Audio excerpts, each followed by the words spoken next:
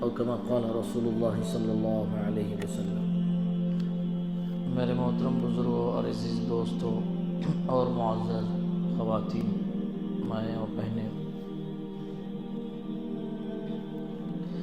اللہ تعالیٰ کا بڑا احسان ہوا، کرم ہوا، فضل ہوا، انعام ہوا۔ اللہ تعالیٰ نے ہمیں شعبان کا مہینہ عنایت فرمایا، اور ہم اللہ تعالیٰ سے دعا کرتے ہیں، امید کرتے ہیں اللہ تعالیٰ ہمیں رمضان کا مہینہ بھی عنایت فرمائے، ہماری عمر کو دراز فرمائے، خیر کے کاموں کے ساتھ اور نیک کاموں کے ساتھ میں۔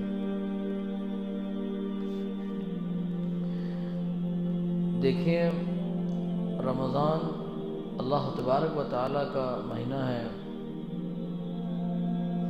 یہ گویا ایک طریقے سے اللہ تعالیٰ کا مہمان ہے۔ ہم دیکھتے ہیں، ہم ہمارے گھر میں مہمان آتے ہیں، ہم اس کا اکرام کرتے ہیں، اور جس طریقے کا مہمان ہوتا ہے اس کی عزت اور اس کا احترام بھی اسی طریقے کی ہوتی ہے۔ کوئی بڑا آدمی ہے، کوئی بڑا رشتہ دار ہے، قریبی رشتہ دار ہے، تو اس کا احترام ویسے ہوتا ہے، اس کی عزت بھی ویسے ہوتی ہے، اس کا اکرام بھی ویسے ہی ہوتا ہے۔ جیسے مثال کے طور پہ اب کوئی ملک کا پی ایم جو ہے ہمارے ملک میں آ رہا ہے، کسی بھی ملک کا پی ایم،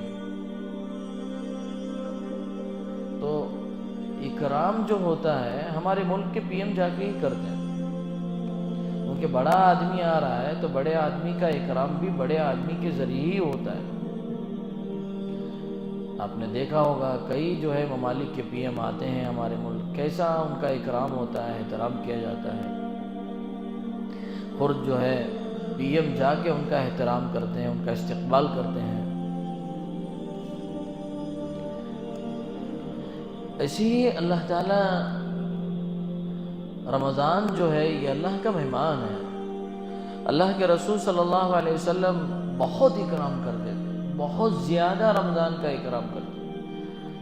آپ سوچیں، اللہ کے رسول صلی اللہ علیہ وسلم کی دعا ہے، رجب میں آپ دعا فرماتے تھے، اللہم بارک لنا فی رجب و شعبان وبلغنا رمضان۔ 2 مہینے پہلے کائنات کا جو سردار ہے، اللہ تعالیٰ نے جس کے بارے میں فرمایا ہے، اے نبی جی آپ سارے انسانوں کے سردار ہیں، مخلوق میں سب سے اعلیٰ و افضل ترین شخص،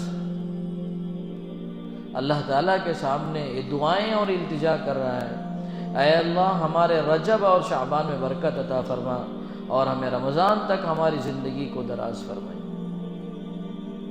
اس سے بڑی بات کیا ہو سکتی ہے کہ اللہ کے رسول صلی اللہ علیہ وسلم 2 مہینے پہلے انتظار میں اور دعا کر رہے ہیں، اللہ عمر کو دراز فرمائیے۔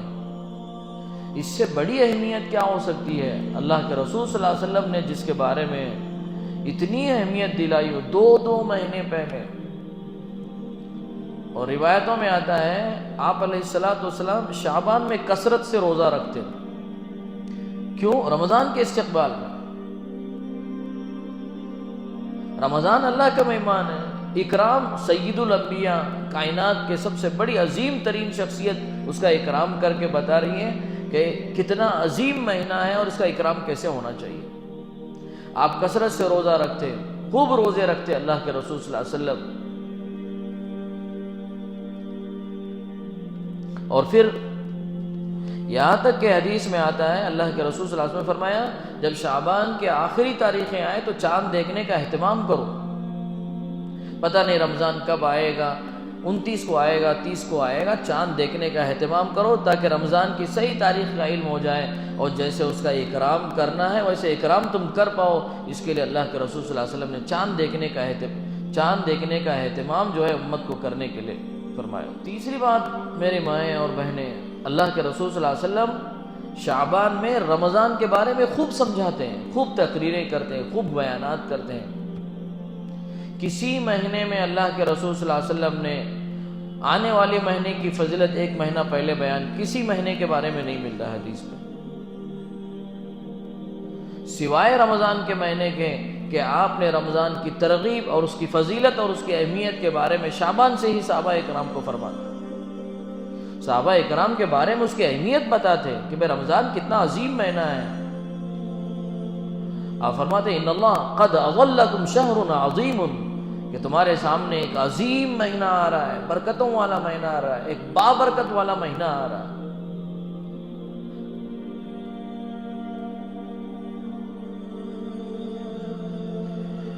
پھر فرماتے ہیں فتحت ابواب الجنہ وغلقت ابواب النار.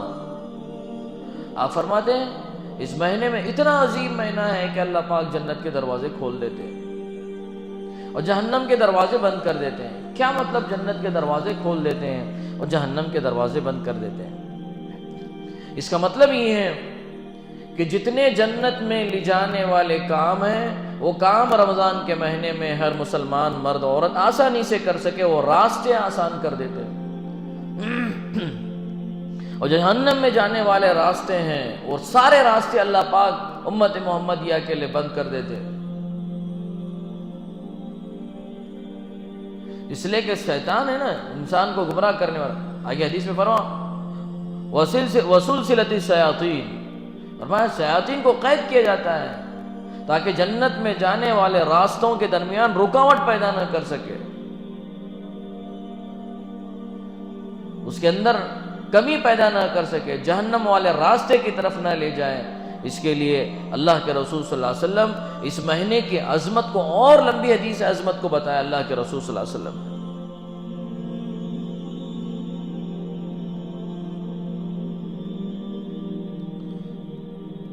یہاں تک کہ اللہ کے رسول صلی اللہ علیہ وسلم نے فرمایا رمضان کی عظمت کے بارے میں ہم نے بارہا سنا، حدیث میں ہم سنتے ہیں جبرائیل آئے، انہوں نے بد دعا دی، برباد ہو شخص. اللہ کے رسول صلی اللہ علیہ وسلم نے آمین کہا. لمبی حدیث ہے. صحابہ نے پوچھا اللہ کے رسول 3 بار آپ نے آمین کہا، کیا بات ہے؟ ممبر پر آپ نے پہلا پیر رکھا تو آمین کہا، دوسرا پیر رکھا تو آمین کہا، تیسرا پیر رکھا تو آمین کہا. صحابہ نے پوچھا اللہ کے رسول 3 بار آپ نے آمین کہا، کیا وجہ ہے؟ اللہ کے رسول صلی اللہ علیہ وسلم نے فرمایا جبرائیل آئے تھے، 3 باتیں انہوں نے بیان کی، بربادی کی دعا دی ہیں 3 شخصوں کے لیے. ایک فرمایا جس نے رمضان کا مہینہ پایا پھر بھی مغفرت نہیں ہوئی. اتنا عظیم مہینہ ہمارے سامنے آ رہا ہے، غفلتوں میں نکل کے جا رہا ہے، کھانے پینے میں نکل کے جا رہا ہے، جیسے روزمرہ کی زندگی ہے ویسے گزرتے جا رہا ہے. روزے کو بوجھ سمجھ کے ہم زندگی رمضان کا مہینہ گزار رہے ہیں. اتنا عظیم مہینہ ہمارے سامنے سے گزر کے چلا جا رہا ہے اور پھر بھی ہم اپنی مغفرت نہ کروا رہے ہیں. اللہ کے رسول صلی اللہ علیہ وسلم نے فرمایا جبرائیل نے ایسے شخص کے لیے بد دعا کی، اللہ کے رسول نے آمین کہا. کہ اتنا عظیم مہینہ ہوتے ہوئے بھی انسان کی مغفرت نہ ہو، ایک مرد عورت اپنی مغفرت نہ کروائیں، اس سے بڑی بربادی کیا ہو سکتی ہے انسان کے لیے؟ اللہ کے رسول صلی اللہ علیہ وسلم نے فرمایا بربادی، حضرت جبرائیل نے فرمایا بربادی ہے ایسے شخص کے لیے. آپ نے فرمایا آمین. آپ کا آمین کہنا، سوچے میرے مائیں بہنیں، رحمت للعالمین ہیں. رحمت للعالمین ہمارے نبی ساری انسانیت کے لیے رحم و کرم کا پرچم لہرانے والے. لیکن جب ایک مومن بندہ اور ایک مومن بندی جب رمضان جیسے عظیم مہینے کی قدر نہیں کرتی اور اس کا فائدہ نہیں اٹھاتی اور اللہ کے دربار میں اپنی مغفرت نہیں کرواتی اور من چاہے رمضان کا مہینہ گزار لیتی ہیں، تو اللہ کے رسول صلی اللہ علیہ وسلم نے فرمایا جو رمضان کے مہینے میں اپنی مغفرت نہیں کرواتا جبرائیل نے بد دعا دی، آپ نے آمین کی.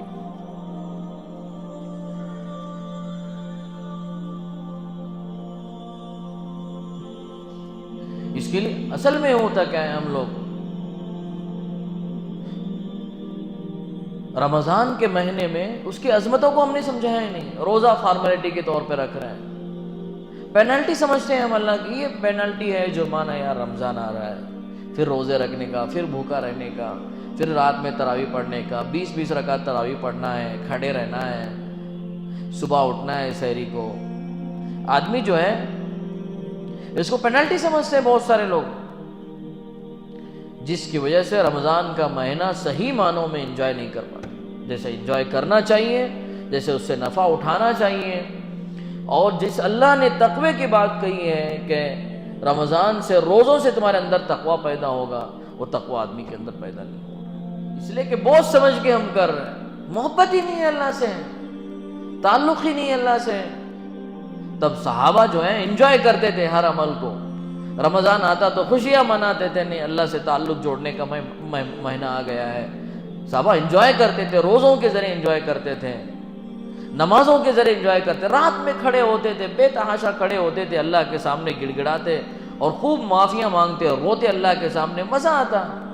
ہم نے اللہ سے محبت ہی نہیں کی ہے, اللہ سے تعلق ہی نہیں جوڑا ہے, بوجھ سمجھ رہے ہیں خوشی سے, اور اتنا کھانے پینے میں ہمارا رمضان میں وقت گزرتا ہے. اللہ رحم.